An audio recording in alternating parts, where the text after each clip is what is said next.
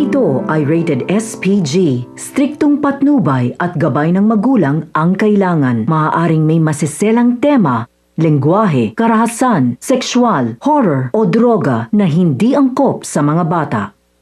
Nawalan nga ng malay itong si Thea at itong si Ashley nang papunta nga sila sa labas ng subdivision.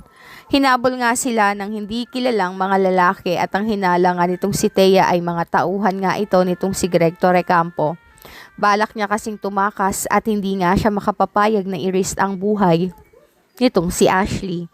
Subalit nang mawalan siya ng malay ay dito na pala isinagawa ng mga doktor ang bone marrow transplant nitong si Ashley dito nga kay Jasmine.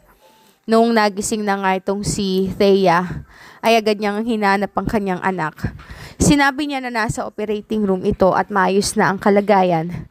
Sa ngayon ay hindi pa ito nagigising dahil na rin sa mga gamot na itinurok dito.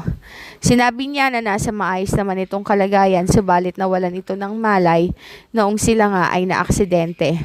Sinabi nitong si Greg Torrecampo dito nga kay Thea na kung inaakala nito na makakataka siya, ay nagkakamali siya dahil ayon sa kanya, hahanapin niya ito kahit saan.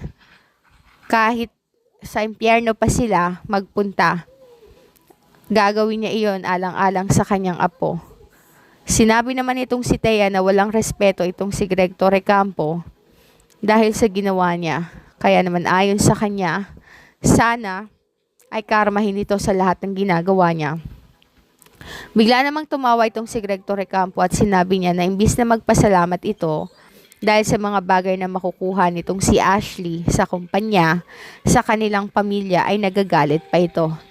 Sinabi niya na wala na itong dapat na ipag-alala dahil nagawa na ni Ashley ang kanyang tungkulin sa pamilya Torrecampo.